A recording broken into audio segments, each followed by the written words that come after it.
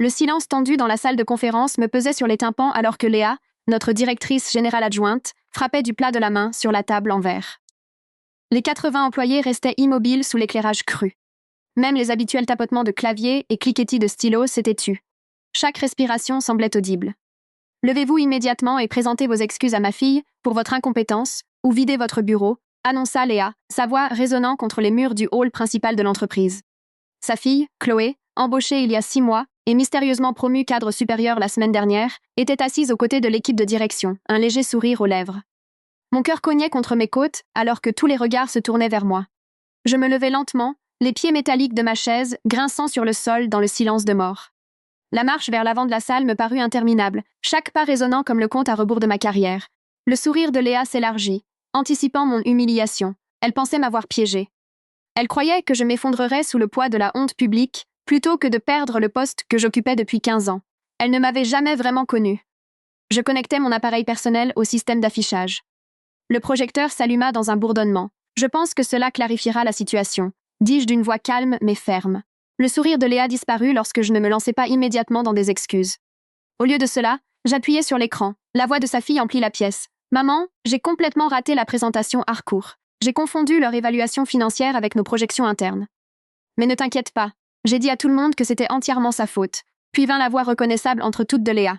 « Parfait, ma chérie. Continue à tout lui mettre sur le dos. Une fois que cette fusion sera passée, nous restructurerons de toute façon tout le département. Tiens bon jusqu'à ce que notre prime soit confirmée. » Des exclamations de choc parcoururent la salle.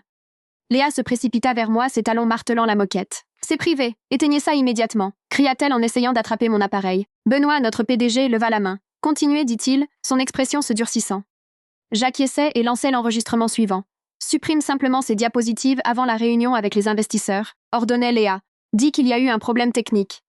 Nous avons besoin que le conseil d'administration ne voie que ta version de la proposition. » « Mais et si quelqu'un pose des questions auxquelles je ne peux pas répondre ?» gémissait Chloé. « Alors tu la regardes et tu lui dis « Peut-être pouvez-vous expliquer pourquoi vos données ne soutiennent pas cette conclusion ?» Fais-la paraître impréparée. À chaque nouvel enregistrement, le visage de Léa perdait ses couleurs. Chloé s'enfonçait dans son siège, ne souriant plus, mais fixant ses mains tremblantes. Benoît se leva lentement. « Depuis combien de temps cela dure-t-il » Je croisais son regard directement. « Depuis que Chloé a été embauchée. » J'ai des copies datées de mes rapports originaux, à côté des versions modifiées qu'elle a soumises sous son propre nom. Et cela ne concerne pas seulement mon département. J'ai parlé avec 3 anciens employés qui ont subi un traitement similaire, avant d'être poussés vers la sortie. La salle resta absolument immobile pendant que je déconnectais mon appareil pour retourner m'asseoir. Léa restait figée à l'avant, la bouche ouverte, incapable de prononcer un son. Mais je savais que c'était loin d'être terminé. La véritable bataille ne faisait que commencer. Si vous avez déjà été témoin de sabotage au travail ou si vous vous êtes opposé à un manager abusif, cliquez sur le bouton « J'aime » dès maintenant. Abonnez-vous pour entendre d'autres histoires de justice au travail et laissez un commentaire pour partager votre expérience. Maintenant, laissez-moi vous raconter comment tout ce cauchemar a commencé. Je m'appelle Amandine et, jusqu'à il y a 6 mois, j'étais l'étoile montante de notre département d'analyse. J'avais passé 15 ans à bâtir ma réputation grâce à un travail méticuleux et des stratégies innovantes. Mes collègues me respectaient, la direction me consultait. Les clients me réclamaient spécifiquement pour leurs projets. Puis Léa a embauché sa fille. Je me souviens du premier jour de Chloé. Elle portait une tenue de créateur et s'est présentée en annonçant qu'elle était diplômée d'une grande école avec mention. Plus tard, j'ai découvert qu'elle avait à peine réussi ses examens et qu'elle avait reçu 2 avertissements académiques. « Amandine, vous allez encadrer Chloé », annonça Léa lors d'une réunion de département, 3 jours après l'arrivée de sa fille. « Montrez-lui tout ce que vous savez. » Je remarquais plusieurs collègues échanger des regards. Tout le monde comprenait ce que signifiait encadrer la fille de la patronne, jouer les babysitters pour une nouvelle venue imbue d'elle-même, tout en gérant ma propre charge de travail. Cet après-midi-là, Chloé s'assit à côté de mon bureau, faisant défiler son téléphone pendant que je lui expliquais nos processus d'analyse de données. « C'est tellement ennuyeux », soupira-t-elle après 10 minutes. « Tu ne peux pas juste me donner le résumé ? Comprendre la méthodologie est important, expliquai-je. Sinon quoi ? Ma mère dirige ce département. Je n'ai pas besoin de comprendre chaque petit détail. J'aurais dû reconnaître le signal d'alarme, mais je croyais encore au mérite et au travail acharné. Je croyais encore que le système récompenserait la compétence. Quelle idiote j'étais. Le premier projet que j'ai confié à Chloé était simple. Compiler les données de satisfaction client pour notre revue trimestrielle. Je lui ai donné un modèle, des instructions claires et mon numéro direct en cas de question. 3 jours plus tard, lors de la revue du département, Chloé présenta une analyse complètement différente de ce que j'avais demandé. Les données étaient superficielles, des indicateurs clés manquaient, et plusieurs conclusions contredisaient nos résultats précédents. Lorsque Benoît posa des questions sur les incohérences, Chloé se tourna vers moi avec de grands yeux. Amandine m'a dit de faire comme ça. Je n'ai fait que suivre ses instructions. Je sentis tous les regards de la pièce se tourner vers moi. Ce n'est pas exact, dis-je avec prudence. Les instructions que j'ai fournies. Êtes-vous en train de traiter ma fille de menteuse? M'interrompit Léa, d'une voix dangereusement calme. La réunion se poursuivit, moi essayant de sauver la présentation tout en défendant ma réputation. Après coup, Léa me fit venir dans son bureau. Si vous ne pouvez pas travailler efficacement avec Chloé, nous devrons peut-être réévaluer votre poste, dit-elle en examinant ses ongles. Elle est nouvelle, et elle apprend. Vous êtes censé être expérimenté. Tout échec rejaillit plus négativement sur vous que sur elle. Ce n'était que le début. Au cours des mois suivants, Chloé s'appropria mes succès tout en me blâmant pour ses erreurs. Des rapports que je préparais étaient mystérieusement modifiés avant d'atteindre la direction. Des courriels que j'envoyais aux clients étaient interceptés et changés. Mes évaluations de performance chutèrent. Des collègues qui demandaient autrefois mes conseils m'évitaient désormais dans les couloirs. 15 ans de carrière s'évaporaient sous mes yeux. Le point de rupture survint lors de la préparation de la fusion Harcourt. Le plus gros contrat que notre entreprise ait poursuivi en une décennie. J'ai passé des semaines à analyser les conditions du marché, à préparer les projections financières et à créer une stratégie d'intégration détaillée. Chloé n'apporta rien, si ce n'est des plaintes concernant les heures supplémentaires. La veille de notre présentation devant les membres du conseil d'administration, je restais tard pour finaliser mes diapositives. Le bureau était presque vide quand j'entendis des voix venant de la salle de pause. « Maman, je m'inquiète pour demain. L'analyse d'Amandine est vraiment détaillée. Et s'il me pose des questions dessus ?» Je restais figée derrière la porte. « Ne t'inquiète pas, ma chérie, » répondit Léa. « J'ai déjà parlé à Benoît de tes inquiétudes concernant le travail d'Amandine. J'ai suggéré que tu présentes une analyse alternative que je t'aiderai à créer ce soir, et nous laisserons le conseil décider de la meilleure approche. Mais ces données sont solides. J'ai vérifié. Les données peuvent être interprétées de plusieurs façons. Nous présenterons les siennes comme étant inutilement alarmistes. Crois-moi, d'ici le mois prochain, tu dirigeras ce département et Amandine sera partie. » Je reculais silencieusement, l'esprit en ébullition. Tout prenait soudainement sens. Les rapports modifiés, les courriels disparus, la campagne de dénigrement contre moi. Ce n'était pas de l'incompétence, c'était du sabotage. Cette nuit-là, je pris une décision. J'allais me protéger en documentant tout. Je commençais à garder mon appareil à portée de main pendant les réunions et à sauvegarder chaque version de mon travail avec des horodatages numériques. Pas par vengeance, mais pour ma survie. Le lendemain, je regardais avec une fureur contenue Chloé présenter son analyse alternative au conseil.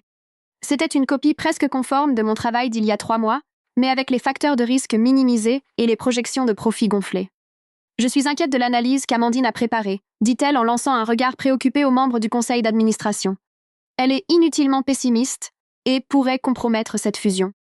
J'attendis que quelqu'un, n'importe qui, reconnaisse mon travail précédent, mais personne ne le fit, ou s'ils le firent, ils ne dirent rien. Après la réunion, Benoît m'appela dans son bureau. « Amandine, votre travail récent m'inquiète. L'analyse de Chloé semble beaucoup plus en phase avec nos objectifs. Monsieur, l'analyse qu'elle a présentée était basée sur des informations obsolètes, les conditions actuelles du marché. Est-ce que vous insinuez que vous comprenez le marché mieux que notre cadre supérieur ?» Il m'a interrompu en désignant d'un signe de tête le nouveau titre de Chloé sur l'organigramme. Je l'ai regardé, sans voix. Cadre supérieur. Chloé était dans l'entreprise depuis moins de 6 mois et n'avait absolument rien apporté de concret. « Non, monsieur, ai-je fini par dire. Je vais revoir mon approche. » Pendant les 2 semaines suivantes, j'ai méthodiquement rassemblé des preuves. J'ai récupéré les emails originaux sur les sauvegardes des serveurs. J'ai comparé les versions des documents avec leurs homologues modifiés. J'ai enregistré des conversations lorsque la loi le permettait et j'ai contacté d'anciens employés qui étaient partis dans des circonstances similaires. Ce que j'ai découvert était pire que tout ce que j'avais imaginé. Il ne s'agissait pas seulement de Chloé. Léa avait systématiquement évincé les employés talentueux qui auraient pu menacer sa position ou qui refusaient de participer à ses combines. Elle avait bâti un réseau de loyauté, non pas par le respect, mais par la peur et le favoritisme. Puis est arrivée la semaine de la réunion générale. Le contrat Harcourt suivait son cours en se basant sur l'analyse erronée de Chloé et les problèmes que j'avais prédits dans mon rapport initial commençaient à apparaître. Plutôt que de reconnaître ses erreurs, Léa a décidé de trouver un bouc émissaire. Moi, le matin même de la réunion, elle m'a coincé dans l'ascenseur. « La réunion de demain ne sera pas de tout repos pour vous », a-t-elle dit avec un sourire crispé. « Mais si vous présentez des excuses publiques pour vos erreurs et que vous reconnaissez le travail supérieur de Chloé, je pourrais envisager de vous garder à un poste inférieur. » Je l'ai regardé droit dans les yeux. « Et si je refuse ? Alors videz votre bureau avant de partir aujourd'hui. À vous de choisir. » Les portes de l'ascenseur se sont ouvertes et elle est sortie, certaine de sa victoire. Elle n'avait aucune idée de ce qui l'attendait. Cette nuit-là, je n'ai pas pu dormir. Ma carrière, ma réputation, mon avenir, tout ce pour quoi j'avais travaillé était en jeu. Étais-je vraiment prête à tout risquer? À l'aube, j'ai passé l'appel qui allait tout changer. Allô? La voix était pâteuse de sommeil. Pénélope, c'est Amandine. Je suis désolée de vous appeler si tôt, mais j'ai besoin de votre aide. Pénélope était notre plus gros investisseur depuis des années, bien qu'elle assiste rarement aux événements de l'entreprise. J'avais travaillé directement avec elle sur plusieurs projets avant que Léa ne reprenne le département. Amandine, est-ce que tout va bien? Non, j'ai répondu, d'une voix plus ferme que je ne l'étais réellement, et je dois vous montrer pourquoi. Nous avons convenu de nous retrouver dans une brasserie à 3 pâtés de maison du bureau. Je suis arrivée en avance, mon ordinateur et mes dossiers soigneusement rangés sur la table. Quand Pénélope est entrée, je l'ai presque pas reconnue.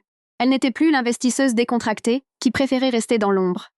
Cette femme avançait avec détermination, le regard vif et analytique. « Vous avez 15 minutes », a-t-elle dit en s'installant. « Utilisez-les bien. » J'ai ouvert mon ordinateur et j'ai lancé les enregistrements.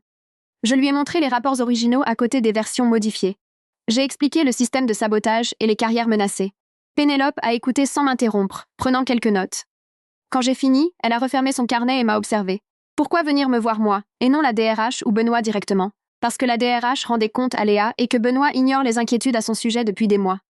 Vous êtes la seule personne avec assez d'influence qui pourrait réellement se soucier de ce qui se passe. Elle a hoché la tête lentement. Et qu'attendez-vous de moi exactement? Assistez à la réunion générale d'aujourd'hui. Soyez témoin de ce qui s'y passe, puis décidez si cette entreprise est dirigée comme vous le pensiez en y investissant. Pénélope a regardé sa montre. Je vais passer quelques appels. Soyez prête. Je suis arrivée au bureau 1 heure avant la réunion, l'estomac noué par l'anxiété. En traversant le hall, j'ai remarqué des visages inconnus en costume qui parlaient doucement avec Benoît dans son bureau. Les parois vitrées ne me permettaient pas d'entendre leur conversation, mais leurs expressions sérieuses m'en disaient assez. Mon téléphone de bureau a sonné. Amandine? La voix de Benoît était sèche. Venez dans mon bureau tout de suite. Mes jambes me semblaient de bois, alors que je traversais l'open space. Tous les regards suivaient mes mouvements. Des rumeurs parcouraient le département. Ils s'attendaient tous à ce qu'aujourd'hui soit mon dernier jour. Benoît n'était pas seul quand je suis entrée. 2 membres du conseil d'administration et une femme que je ne connaissais pas étaient avec lui. Pénélope n'était nulle part. « Fermez la porte », a dit Benoît. J'ai obéi, luttant pour garder une respiration régulière. Ce sont des accusations graves que vous portez là. Il a commencé à tapoter un dossier sur son bureau. Léa est dans cette entreprise depuis 12 ans. 11 ans et 7 mois, a corrigé l'un des membres du conseil. Et elle a généré une croissance significative. Oui, j'en conviens. Elle l'a fait en s'attribuant le mérite du travail des autres et en éliminant quiconque menaçait sa position. La femme inconnue s'est penchée en avant. Je suis Dominique, du service juridique. Nous avons examiné les documents que vous avez fournis à Madame Pénélope. Bien qu'inquiétants, des enregistrements effectués sans consentement peuvent être problématiques d'un point de vue légal. Mon cœur a sombré. Ils allaient protéger Léa. Cependant, a continué Dominique, les preuves de rapports modifiés et les témoignages d'anciens employés présentent un schéma qui ne peut être ignoré. Benoît a poussé un lourd soupir. Nous sommes dans une position difficile. La fusion Harcourt se poursuit sur la base de projections qui, si je comprends bien, pourraient être fondamentalement erronées. Elles le sont, j'ai confirmé. Mais il est encore temps d'ajuster notre approche si nous agissons vite. Les membres du conseil d'administration ont échangé des regards.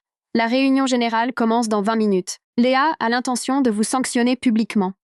Après quoi, nous devions annoncer la promotion de Chloé au poste de directrice de département.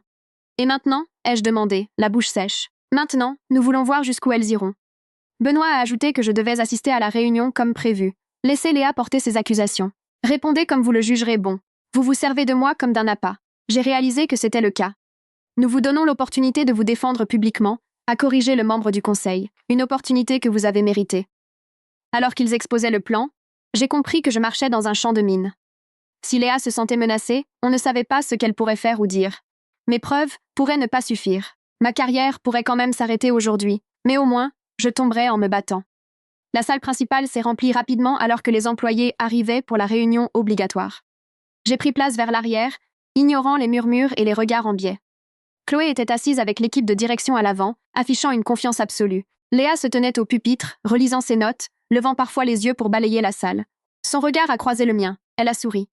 Benoît a ouvert la réunion avec les annonces habituelles sur les objectifs trimestriels. Puis il a laissé la parole à Léa. Merci Benoît. Avant d'aborder les nouvelles du département, il y a une question de personnel que nous devons traiter. Sa voix portait sans effort dans toute la salle. Au cours des derniers mois, nous avons rencontré des problèmes inquiétants concernant la qualité du travail de notre équipe d'analystes, plus précisément le travail supervisé par Amandine. Un murmure a parcouru l'assistance. Très récemment, son analyse erronée de l'opportunité Harcourt a failli faire échouer une fusion importante. Heureusement, notre cadre supérieur, Chloé, a identifié les problèmes et a fourni une évaluation corrigée. Ce mode de fonctionnement qui mine les initiatives de l'entreprise ne peut plus durer. Le regard de Léa a balayé la pièce. Amandine, levez-vous, s'il vous plaît. Et voilà, le moment vers lequel tout avait convergé. Je me suis levée lentement, consciente que chaque regard était tourné vers moi. La responsabilité est une valeur fondamentale dans cette entreprise, a poursuivi Léa. Nous faisons tous des erreurs, mais refuser de les reconnaître est inacceptable. Levez-vous dès maintenant et présentez vos excuses à ma fille pour votre incompétence. Ou videz votre bureau. Le silence qui a suivi était étouffant. J'ai pris une grande inspiration et j'ai marché vers le devant de la scène. Le bruit de mes pas était anormalement fort. Au lieu de prendre place au pupitre, je me suis dirigée vers le poste informatique qui contrôlait le système d'affichage. Je pense que cela va clarifier la situation, ai-je dit en connectant mon appareil. Ce qui s'est passé ensuite s'est déroulé exactement comme je l'avais prévu. La diffusion des enregistrements, la fureur de Léa, l'intervention de Benoît. Mais ce que je n'avais pas mentionné, c'est ce qui est arrivé après la diffusion du dernier enregistrement. « Vous ne travaillerez plus jamais dans ce secteur !» a hurlé Léa, perdant totalement son sang-froid. « Avez-vous la moindre idée de qui sont mes amis ? De avec qui mon mari joue au golf ? Vous êtes fini !» Ça suffit, a interrompu une voix venant du fond. Toutes les têtes se sont tournées, alors que Pénélope s'avançait, accompagnée de 2 personnes que j'avais reconnues aux informations du matin. Des représentants de l'AMF qui surveillaient notre secteur. « Cette réunion était censée être interne », bafouilla Léa. « C'est moi qui les ai invités », dit froidement Benoît. Après avoir reçu des informations préoccupantes hier, le visage de Léa se vida de toutes couleurs lorsqu'elle comprit le piège dans lequel elle venait de tomber. Elle se tourna vers Chloé, qui semblait tout aussi paniquée. « C'est un malentendu », insista Léa, la voix de plus en plus aiguë. Ces enregistrements sont sortis de leur contexte. Amandine est sous-performante depuis des mois. Demandez à n'importe qui dans son service. En fait, dit une voix calme au 3e rang, ce n'est pas vrai. Jordan, un analyste débutant à qui j'avais à peine parlé depuis des semaines, se leva. Amandine m'a formée quand j'ai commencé. Tout ce que je sais sur l'intégrité des données vient d'elle. Mais il y a 2 mois, Léa m'a ordonné de retravailler l'étude de marché d'Amandine pour afficher des conclusions différentes. Quand j'ai refusé, j'ai été écartée de l'équipe Harcourt. Un par un, d'autres collègues se levèrent. Chacun avait une histoire. Des pressions pour modifier des données, des instructions pour exclure Amandine des réunions, des directives pour signaler ses erreurs inexistantes. Léa regardait frénétiquement autour d'elle. Son empire si soigneusement construit s'effondrait sous ses yeux. « Chloé, dis-leur. Dis-leur comment Amandine a essayé de te saboter. » Tous les regards se tournèrent vers Chloé, qui semblait se recroqueviller sur sa chaise. « J'ai juste fait ce que tu m'as dit de faire, maman. » Les représentants de l'AMF s'avancèrent. « Mademoiselle Léa, nous aimerions nous entretenir avec vous en privé au sujet de ces allégations, particulièrement en ce qui concerne les projections financières présentées aux actionnaires. » Léa saisit le bras de sa fille. « Ne dis rien sans la présence de notre avocat, » siffla-t-elle. Puis, redressant sa veste, elle s'adressa à l'assistance avec une dignité forcée. C'est une chasse aux sorcières basée sur des preuves trompeuses. La vérité éclatera. Alors qu'on les escortait hors de la salle, Benoît monta au pupitre. La séance est levée. Chef de service, veuillez me rejoindre dans la salle de conférence immédiatement. Pour tous les autres, prenez votre pause déjeuner plus tôt. Nous vous enverrons une communication complémentaire cet après-midi. Les gens sortirent dans un silence stupéfait, me jetant des regards au passage. Certains m'adressèrent quelques mots de soutien à voix basse. D'autres détournèrent les yeux, peut-être honteux de leur propre complicité. Je restais à l'avant, débranchant mon appareil les mains tremblantes. Avais-je gagné, ou venais-je de détruire ma carrière en même temps que celle de Léa? Benoît s'approcha alors que la salle se vidait. C'était courageux, dit-il doucement. Plus courageux que moi, visiblement. À mon bureau, dans 30 minutes, j'acquiesçais en rassemblant mes affaires. Alors que je me dirigeais vers la porte, je remarquai que quelqu'un m'attendait. Amandine, marchez avec moi, dit Pénélope. Nous traversâmes les couloirs vides en silence jusqu'à une petite cour au centre du bâtiment. Pénélope s'assit sur un banc et me fit signe de la rejoindre. Vous réalisez ce qui va se passer maintenant, n'est-ce pas? Demanda-t-elle. Je secouai la tête. Honnêtement, je n'ai pas réfléchi au-delà d'aujourd'hui. La fusion Harcourt devra être réévaluée sur la base de projections exactes. L'équipe de direction sera scrutée à la loupe. Le conseil d'administration mettra en place une nouvelle surveillance. Et quelqu'un devra gérer cette transition. Benoît semble capable, proposai-je. Pénélope me lança un regard mesuré. Benoît savait, Amandine, peut-être pas tout, mais suffisamment. Il a choisi de fermer les yeux parce que le service de Léa paraissait performant sur le papier. Mon estomac se noua alors que j'en comprenais les implications. Alors, que se passe-t-il maintenant? Demandai-je. Cela dépend en grande partie de ce que vous ferez ensuite, répondit Pénélope en se levant. Notre réunion avec Benoît devrait être éclairante. Je vous suggère de réfléchir attentivement à ce que vous voulez. Alors qu'elle s'éloignait, mon esprit tournait à plein régime. J'avais démasqué Léa et Chloé, mais la corruption était peut-être plus profonde. Avais-je déclenché quelque chose que je ne pouvais plus contrôler?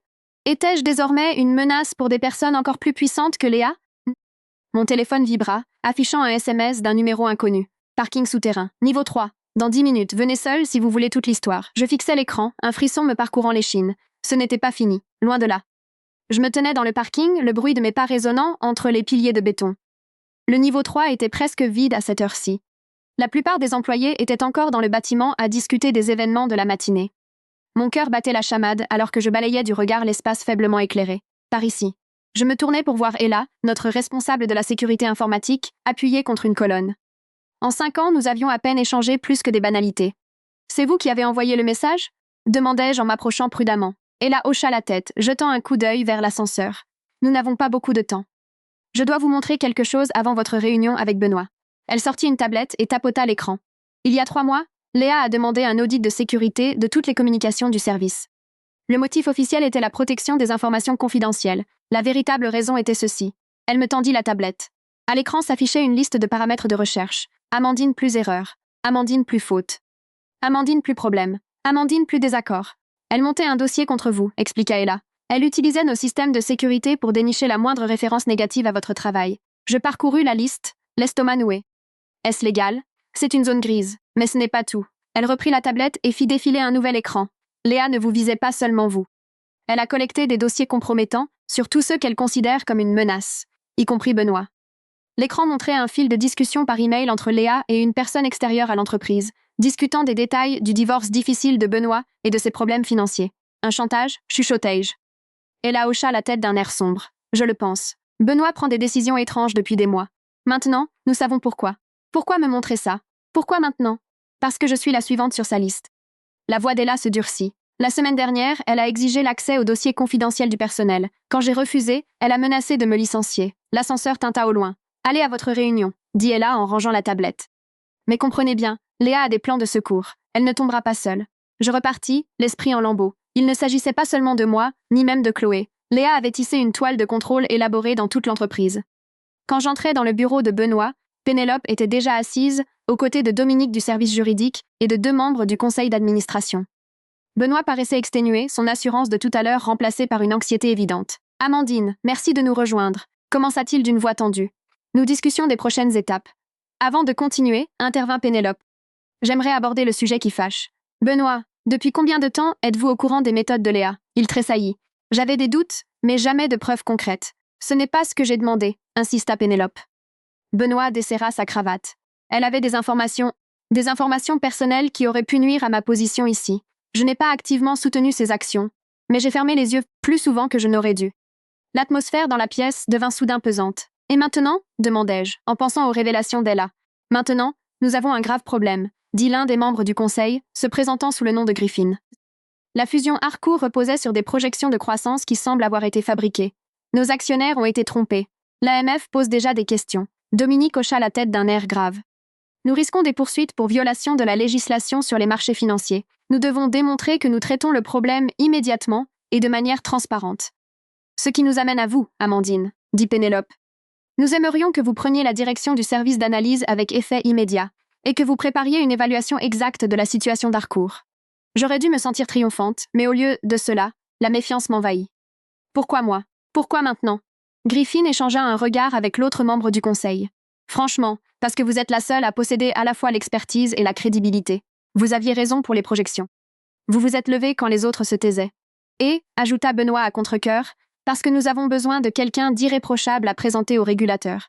Quelqu'un qui puisse être le visage de notre réhabilitation. La vérité était là. Il ne prenait pas ma défense. Il m'utilisait comme bouclier. Qu'en est-il de Léa? Demandai-je. Elle a été suspendue en attendant les résultats de l'enquête, expliqua Dominique. Ses comptes d'entreprise sont verrouillés, bien qu'elle menace de nous poursuivre en justice pour diffamation. Et Chloé a démissionné il y a 20 minutes. Elle a vidé son bureau en pleurant sur l'injustice de la situation. J'examinais mes options. Je pouvais partir, trouver un autre emploi, laisser cet environnement toxique derrière moi. Mais cela signifierait abandonner les collègues qui venaient d'avoir le courage de parler. Cela signifierait laisser les derniers alliés de Léa contrôler le récit des événements. Je dirigerai le département temporairement, ai-je dit avec prudence. Mais je veux un accès total à toutes les communications et à tous les rapports de l'année dernière. Sans aucune restriction. Benoît s'est agité, mal à l'aise. Certaines de ces communications pouvaient contenir des informations sensibles. Je l'ai interrompu. Ou alors, je vais directement voir l'AMF. Pénélope a esquissé un léger sourire. Je pense que c'est raisonnable. Les 3 semaines suivantes ont été les plus intenses de ma carrière. Le jour, je dirigeais une équipe pour reconstruire nos analyses de A à Z. La nuit, j'épluchais la montagne de données qu'Ella m'avait aidé à obtenir. Ce que j'ai découvert était pire que tout ce que j'avais imaginé. Léa ne s'en était pas seulement prise à moi. Elle avait systématiquement sapé la carrière d'au moins 7 employés prometteurs au cours des 3 dernières années. Elle avait modifié les projections financières pour s'assurer que son département atteigne toujours ses objectifs pendant que les autres stagnaient. Elle avait cultivé des relations avec les membres du conseil d'administration grâce à des rencontres fortuites soigneusement orchestrées. Le plus inquiétant, c'était ses plans de secours. Cachés dans des dossiers cryptés, se trouvaient des dossiers sur chaque cadre et membre du conseil d'administration, informations personnelles, détails financiers, communications privées. Elle avait un moyen de pression sur tout le monde, y compris, ai-je découvert avec un frisson, sur Pénélope. Pendant ce temps, l'entreprise tentait de limiter les dégâts. Benoît faisait des déclarations publiques sur l'amélioration de la gouvernance et un engagement renouvelé envers l'intégrité. Le conseil d'administration a mis en place un comité d'éthique. La DRH a lancé une révision des pratiques de promotion. En surface, le changement était en marche. Mais en dessous, le pouvoir changeait simplement de main. 2 jours avant la réunion reportée du conseil d'administration sur la fusion Harcourt, Léa m'a contacté. Son message était simple. Café demain à 8 heures. À la brasserie d'en face. Contre mon propre jugement, j'y suis allée. Elle semblait différente. Plus douce, en quelque sorte, sans son tailleur habituel et son maquillage parfait, mais ses yeux restaient calculateurs. « Vous avez fait forte impression », a-t-elle dit après l'arrivée de nos boissons. Le conseil d'administration ne tarit pas d'éloges à votre sujet. Benoît dit que vous êtes sa collaboratrice la plus précieuse. Quel revirement de situation. Je n'ai rien dit, j'attendais. Ils se servent de vous, vous savez, a-t-elle continué. Une fois que la pression de l'AMF sera retombée, on vous mettra discrètement de côté. C'est comme ça que ça marche. Est-ce pour cela que vous m'avez demandé de venir ? Pour me donner des conseils de carrière ? Léa a eu un sourire pincé. Je suis ici pour conclure un marché. J'ai des informations qui intéresseraient énormément l'AMF. Des informations sur la durée réelle, depuis laquelle le conseil d'administration est au courant des divergences dans les projections. Mon cœur s'est emballé. Si le conseil d'administration était au courant, avant que je ne dénonce Léa, qu'est-ce que vous voulez ? Une déclaration de votre part clarifiant que ma fille a été manipulée, qu'elle croyait que les projections qu'elle présentait étaient exactes. Elle est jeune. Amandine, ne détruisez pas son avenir. Et en échange, je partage ce que je sais. Vous ne seriez plus seulement la lanceuse d'alerte qui a démasqué la brebis galeuse, mais celle qui a exposé la pourriture systémique. Votre poste deviendrait intouchable. C'était tentant. Tellement tentant, mais quelque chose sonnait faux. Je vais y réfléchir, ai-je dit en me levant pour partir. Ne réfléchissez pas trop longtemps, m'a lancé Léa. Le conseil d'administration se réunit demain. De retour au bureau, j'ai trouvé Ella qui m'attendait devant ma porte. Tu as vu Léa, a-t-elle dit. Ce n'était pas une question. Comment le sais-tu ? La sécurité du bâtiment m'alerte toujours de sa présence. Qu'est-ce qu'elle voulait ? J'ai expliqué l'offre. Le regard d'Ella s'est assombri. C'est un piège, a-t-elle dit d'un ton sec. Elle enregistre tout maintenant. Elle essaie de piéger quelqu'un, n'importe qui, dans une conspiration. Elle est désespérée. Cette nuit-là, j'ai à peine dormi, retournant toutes les possibilités dans ma tête. Au matin, je savais ce que je devais faire. La salle du conseil était tendue alors que les cadres et les membres du conseil d'administration se rassemblaient pour cette réunion cruciale. Les représentants de Harcourt étaient présents en visioconférence, leurs visages sérieux sur le grand écran au bout de la table. Benoît a commencé par des banalités, puis s'est tourné vers moi. « Amandine, veuillez nous présenter votre analyse révisée. » Je me suis levée et j'ai connecté mon appareil au système d'affichage, tout comme je l'avais fait 3 semaines plus tôt lors de la réunion du personnel. Mais cette fois, au lieu de diffuser des enregistrements, j'ai montré une chronologie complète des projections de Harcourt. Comme vous pouvez le voir, ai-je expliqué, les projections initiales de mon équipe étaient exactes. Les conditions du marché n'ont pas changé. Ce qui a changé, ce sont les chiffres présentés à ce conseil et à nos actionnaires. J'ai cliqué sur la diapositive suivante.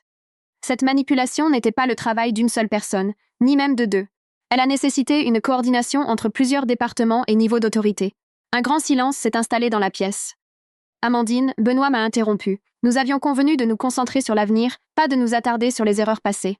Oui, j'ai acquiescé. L'avenir. C'est pourquoi j'ai préparé 2 documents à distribuer aujourd'hui. J'ai posé une pile de dossiers sur la table, en faisant glisser un vers chaque personne présente. Le premier est mon analyse révisée de la fusion Harcourt, avec des projections honnêtes et des évaluations de risques claires. Le second est ma lettre à l'AMF, détaillant la falsification systématique des rapports financiers au cours des 3 dernières années, précisant qui savait quoi et à quel moment. Des murmures choqués ont rempli la salle. Benoît s'est à moitié levé de sa chaise. C'est tout à fait inapproprié. En fait, a dit une voix depuis le seuil de la porte, c'est exactement ce qu'il faut. Pénélope est entrée, accompagnée de 2 personnes en costume. Ce sont des représentants de l'AMF. Ils sont ici à mon invitation. Elle a pris place à côté de moi. Amandine est venue me voir la semaine dernière, avec des inquiétudes qui allaient bien au-delà du comportement de Léa. Après avoir examiné ses preuves, j'ai contacté l'AMF directement. Vous ne pouvez pas croire ça, a commencé Griffin. Ce que je crois a coupé Pénélope, c'est que cette entreprise a perdu le nord. Et contrairement à certains d'entre vous, je ne suis pas prête à sacrifier ma réputation ou ma liberté pour protéger un système corrompu. L'un des représentants de l'AMF s'est avancé. Nous allons avoir besoin des dépositions de tout le monde. Tous les appareils électroniques doivent rester dans cette pièce. Personne ne sort d'ici avant que nous ayons sécurisé tous les documents pertinents. Ce qui a suivi a été 6 heures de chaos contrôlé.